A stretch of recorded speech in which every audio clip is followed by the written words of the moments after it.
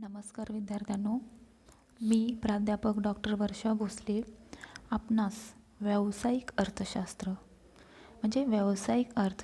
म्हणजे काय, त्याचा अर्थ काय, त्याचे स्वरूप काय या संदर्भात आपण आज चर्चा करणार आहोत. तर गेल्या व्हिडिओमध्ये आपण व्यावसायिक अर्थशास्त्र म्हणजेच त्याच्यामध्ये सूक्ष्म आणि स्थूल अर्थशास्त्राचा आपण इथं चर्चा केलेली होती. तर आज आपण व्यावसायिक अर्थशास्त्र म्हणजे काय किंवा व्यावसायिक अर्थशास्त्राचा अर्थ काय, त्याचे स्वरूप आपण थोडक्यात सांगणार आहोत. तर विद्यार्थ्यांनो, व्यावसायिक अर्थशास्त्र तुम्हाला व्यावसायिक अर्थशास्त्राचा म्हणजे अर्थशास्त्रीय विचारांचा फार मोठा इतिहास माहीत आहे. म्हणजे Adam Smith, doctor Marshall, Pigou, प्राध्यापक Robertson, James Keynes, David Ricardo, Malthus, Friedman, J B Say या अशा अर्थशास्त्रीय म्हणजे अर्थतज्ज्ञांचा काय आहे, अर्थशास्त्रीय नियम, तत्त्वे किंवा सिद्धांत या लोकांनी मांडलेले आहेत. तर अर्थशास्त्राच्या अभ्यासाची व्याप्ती ही सातत्याने वाढत गेलेली दिसून आलेली आहे आपल्याला. तर अर्थशास्त्राच्या अभ्यासात नवनवीन अभ्यासाच्या घटकांचा समावेश सातत्याने होत गेलेला आपल्याला दिसून आलेला आहे. तर विद्यार्थ्यांनो, त्यातूनच या अर्थशास्त्राच्या अनेक शाखा विकसित होत गेलेल्या आपल्याला लक्षात येते. उदाहरणार्थ बघा, त्या औद्योगिक अर्थशास्त्र, कृषी अर्थशास्त्र, विकासाचे अर्थशास्त्र, श्रमाचे अर्थशास्त्र अशा अनेक शाखा आपण काय झालेल्या आहेत, निर्माण झालेल्या आहेत. म्हणून या विविध शाखामार्फतच अर्थशास्त्रीय विचारात सातत्याने नवनवीन विचारांची ही काय होत गेलेली आहे, भर पडत गेलेली आहे. म्हणजे सांगायचं तात्पर्य असं की अर्थशास्त्रामध्ये ज्या काही विविध घटकांचा किंवा विषयाचा अभ्यास होत असताना जे नियम आणि तत्त्वे किंवा सिद्धांत मांडण्यात आले त्यांचा अर्थव्यवस्थेतील विविध आर्थिक क्षेत्रात वापर करण्यात येऊ लागला. म्हणजेच त्यातून अर्थशास्त्राच्या उपयोजित शाखा निर्माण झाल्या. व्यावसायिक अर्थशास्त्र ही अशा प्रकारची विकसित अर्थशास्त्राची उपयोजित शाखा, उपयोजित म्हणजे आपण त्याला काय म्हणतो, अप्लाइड शाखा. तर अशा या अर्थशास्त्रातील नियम, तत्व आणि सिद्धांत या व्यवसायात वापर करण्यातून ही शाखा निर्माण झालेली आहे. म्हणजे लक्षात आलं का, अर्थशास्त्राच्या उपयोजित शाखा ज्या काय निर्माण झालेल्या आहेत त्या व्यावसायिक अर्थशास्त्र हीच एक प्रकारे विकसित झालेली अर्थशास्त्राची उपयोजित शाखा आहे. तर अशा पद्धतीची ही काय स्वतंत्र शाखा म्हणून व्यावसायिक अर्थशास्त्राचा उदय हा अलीकडीलच काळात झालेली घटना आहे. म्हणजेच व्यवसायाच्या मोठ्या प्रमाणातील विस्तार, वेगाने बदलणारी बाजारस्थिती आणि व्यावसायिक पर्यावरण यामुळे व्यावसायिक निर्णयात वाढलेली जी काही गुंतागुंत आहे ती गुंतागुंत व्यावसायिक निर्णय प्रक्रियेतील आर्थिक सिद्धांताचा वापर आणि जे काय उद्योगधंद्याचा दृष्टीने प्रशिक्षित व्यावसायिक मनुष्यबळाची वेगाने वाढणारी मागणी हे जे काही 3 घटक व्यावसायिक अर्थशास्त्र या आर्थिक अभ्यासाच्या नवीन शाखेच्या उदयास जबाबदार आहेत. तर विद्यार्थ्यांनो, व्यावसायिक अर्थशास्त्राचा अर्थ समजून घेण्यासाठी आपण व्यावसायिक अर्थशास्त्र सांगायचं तात्पर्य आहे की व्यावसायिक अर्थशास्त्र हा अर्थशास्त्राचा असा भाग आहे की ज्याचा वापर व्यावसायिक निर्णय प्रक्रियेत केला जातो. म्हणजे व्यावसायिक अर्थशास्त्रात व्यवसायाशी संबंधित ज्या काही बाबींचा अभ्यास केला जातो यात उत्पादन आणि उत्पादनविषयक निर्णय प्रक्रियेचा अभ्यास केला जातो. म्हणजे उत्पादन आणि वितरणविषयक निर्णय घेण्याचा जे काही कार्य उद्योग संस्था किंवा व्यवसाय संस्था करतात. व्यवसाय संस्था म्हणजे उत्पादनविषयक निर्णय घेणारे लहानात लहान एकक आणि कमीत कमी उत्पादन खर्चात अधिक उत्पादन करून त्यांची जी काय विक्री करून जास्तीत जास्त नफा मिळवणे हे काय असतं, व्यवसाय संस्थेचं मेन उद्दिष्ट असतं. म्हणजे उत्पादन घटक एकत्रित करून उत्पादन करण्याच्या त्याचा पुरवठा करण्याचे कार्य व्यवसाय संस्था या करत असतात. म्हणजे बाजारात वस्तूंना पुरेशी मागणी असेल तर वस्तूंना योग्य किंमत मिळते आणि मागणी, पुरवठा आणि किंमत अशा बाबी संबंधीचे जे काही विवेचन हे व्यावसायिक अर्थशास्त्रामध्ये केले जाते. म्हणजे तुमच्या लक्षात आलं का, अर्थशास्त्रात कोणत्याही वस्तूचे उत्पादन करावे, ते किती प्रमाणात करावे किंवा कोणत्या पद्धतीनं करावे आणि तयार झालेले हे उत्पादन कोणत्या बाजारात विक्रीसाठी पाठवावे, अशा प्रकारचे जे काही निर्णय असतात हे उत्पादन आणि व्यापारविषयक निर्णय असतात. तर असे हे निर्णय घेण्याच्या बाबतीत आधार देण्याचे कार्य कोण करतं? व्यावसायिक अर्थशास्त्र. तर तुमच्या लक्षात आलं का, व्यावसायिक अर्थशास्त्र. तर अशा पद्धतीनं व्यावसायिक अर्थशास्त्रात निर्णय कशा प्रकारे घ्यावेत या संबंधीची चर्चा किंवा विश्लेषण केले जाते. म्हणजे उत्पादनाचा पुरवठा आणि किंमत, मागणी किंवा म्हणजे इत्यादीची काय बाबी विचारात घेण्याचा जो काय महत्त्वाचा असतो तो अर्थशास्त्रातील नियम, तत्वे, सिद्धांत यांचा प्रत्यक्ष व्यवहारात वापर म्हणजेच उपयोजन व्यावसायिक अर्थशास्त्राच्या माध्यमातून होते. तर लक्षात आलं का विद्यार्थ्यांनो तुम्हाला की एक सर्वसाधारण व्यावसायिक अर्थशास्त्राचा अर्थ. तर इथं अनेक अर्थतज्ञांनी व्यावसायिक अर्थशास्त्राच्या व्याख्या केलेल्या आहेत. तर या व्यावसायिक अर्थशास्त्राच्या व्याख्या आपण लक्षात घेऊया.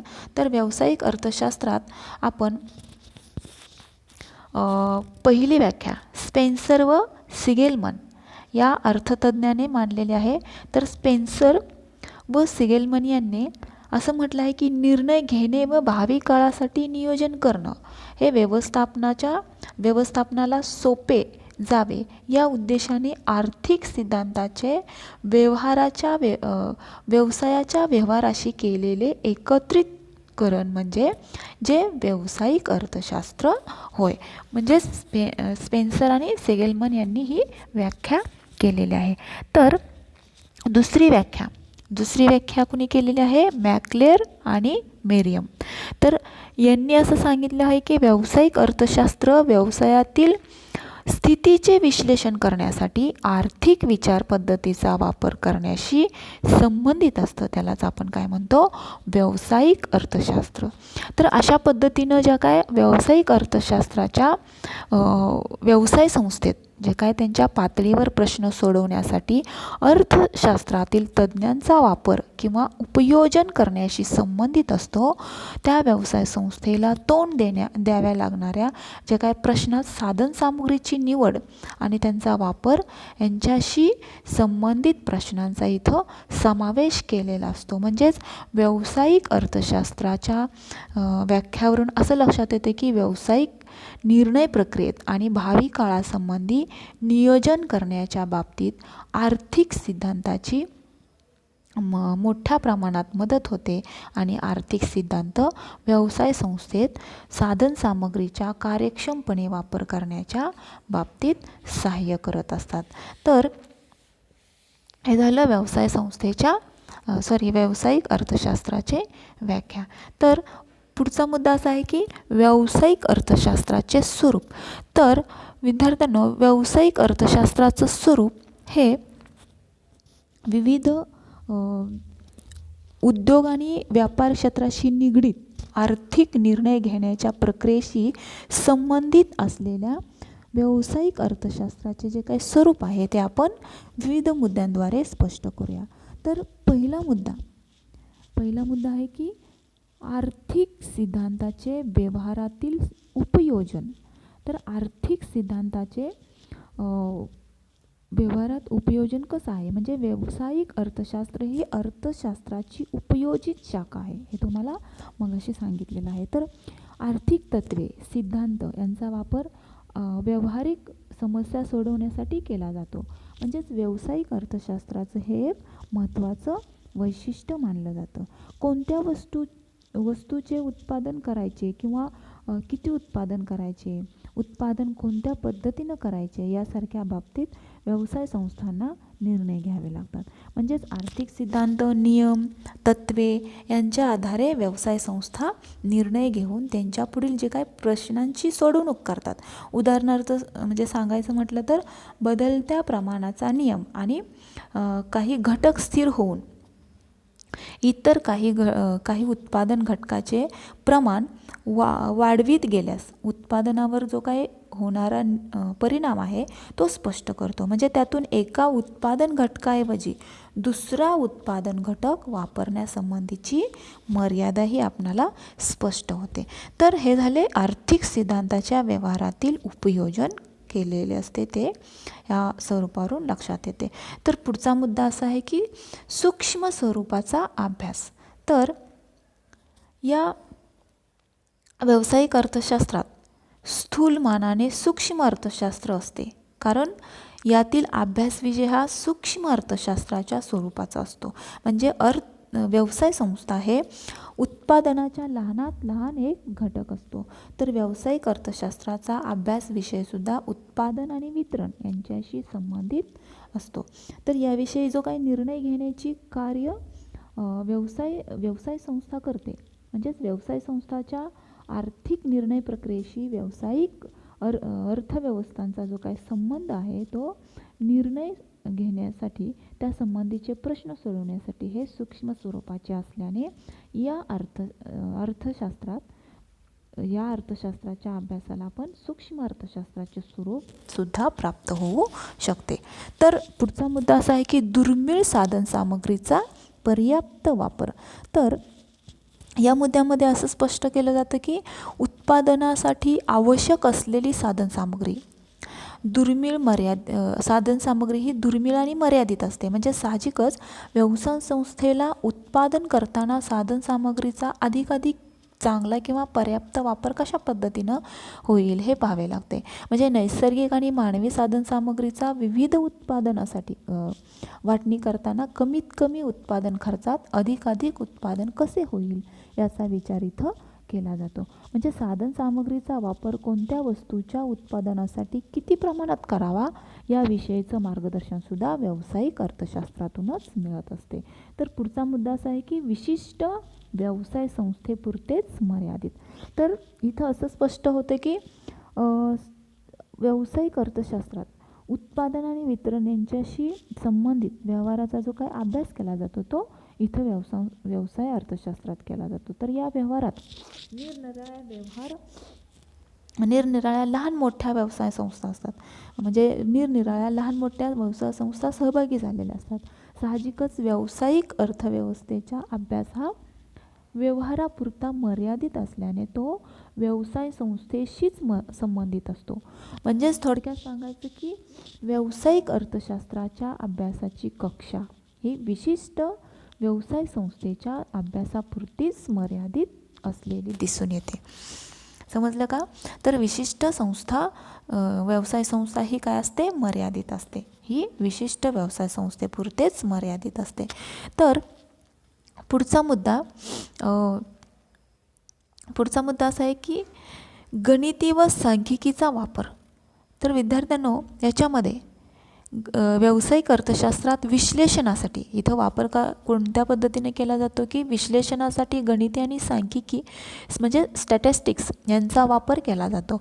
तर व्यवसाय संस्था यांच्याशी संबंधित विविध बाबींसंबंधी जे काही निर्णय घेतात आणि ते विविध प्रकारची माहिती गोळा करून त्याचे विश्लेषण करून काढलेल्या निष्कर्षाच्या आधारे ते घेत असतात. म्हणजे माहिती आणि आकडेवारीचे विश्लेषण करून निष्कर्ष काढताना गणिती आणि सांख्यिकीचा वापर केला जातो. उदाहरणार्थ बघा, उदाहरण सांगायचं म्हटलं तर एखाद्या व्यवसाय संस्थेत आपल्या वस्तूला भविष्यात येणाऱ्या मागणीचा जो काही अंदाज घ्यायला लागत असेल तर त्यासाठी योग्य पद्धती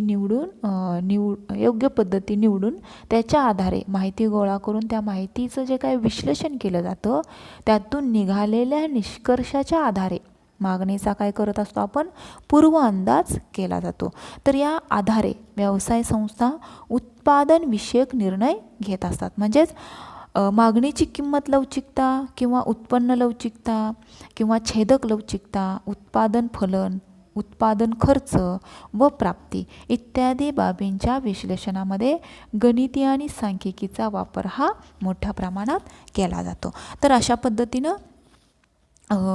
व्यावसायिक अर्थशास्त्राचे स्वरूप सांगितलं जातं. म्हणजे पुढचा मुद्दा सांगायचा म्हणजे खाजगी सरकारी व्यवसायासाठी उपयुक्त. तर यामध्ये व्यावसायिक अर्थशास्त्राचा वापर हा केवळ नफ्याच्या उद्देशाने केल्या जाणाऱ्या खाजगी व्यवसायापुरताच मर्यादित नसतो, तर नफ्याऐवजी सामाजिक कल्याणाच्या उद्देशास प्राधान्य देणाऱ्या सरकारी व्यवसायाच्या दृष्टीनेही व्यावसायिक अर्थशास्त्र हे उपयोगी असते. म्हणजेच उपलब्ध साधनसामग्रीचा अधिक काटकसरीने व कार्यक्षमतेने वापर करणे हे खाजगी आणि सरकारी अशा दोन्ही क्षेत्रातील व्यवसाय संस्थेच्या दृष्टीने हे अतिशय महत्त्वाचं असतं. म्हणजे या बाबतीत व्यावसायिक अर्थशास्त्राचीच मदत होते. लक्षात आलं का? खाजगी आणि सरकारी व्यवसायासाठी सुद्धा महत्त्वपूर्ण ठरते. तर अशा पद्धतीनं इथं याचं हे विश्लेषण करता येईल. तर पुढचा मुद्दा असा आहे की व्यावसायिक निर्णय प्रक्रियेचा आधार. तर विद्यार्थ्यांनो, यामध्ये व्यावसायिक अर्थशास्त्र हे व्यवसाय संस्थेस घ्यावा लागणाऱ्या निर्णयाच्या बाबतीत आधार उपलब्ध करून देण्याचे जे काही कार्य करते. म्हणजे व्यवसाय संस्थेत उत्पादनविषयक निर्णय घ्यावे लागतात आणि हे निर्णय योग्य ठरले तर व्यवसाय संस्थेस नफा होतो किंवा तोटा होण्याची शक्यता असते. म्हणजे साहजिकच असे निर्णय हे शास्त्रशुद्ध पद्धतीने घेणे हे काय असते? गरजेचे असते. तर व्यावसायिक अर्थशास्त्राची याबाबत या गोष्टीत मदत होते. उदाहरण सांगायचे म्हणजे उदाहरण एखादं जर सांगायचं म्हटलं तर एखादी नवीन वस्तूचे उत्पादन सुरू करताना त्या वस्तूच्या मागणीचा जो काही पूर्व अंदाज करणे हे अतिशय महत्त्वाचे असते. म्हणजेच वस्तूला भविष्यात येणाऱ्या मागणीनुसार उत्पादन करणे शक्य होते आणि व्यवसाय संस्थेसही नफा मिळू शकतो. म्हणजे मागणीचा पूर्व अंदाज न करता उत्पादन केले तर ते विकले गेले नाही तर तोटाही होऊ शकतो. म्हणजेच व्यवसाय संस्थेचे नुकसान होते. म्हणजे आपल्याला इथं व्यावसायिक निर्णय प्रक्रियेचा आधार हा घ्यावा लागतो. तर अशा पद्धतीनं अर्थशास्त्रात स्वरूप हे सांगितलं जातं. तर थँक्यू. आपण इथंच थांबूया.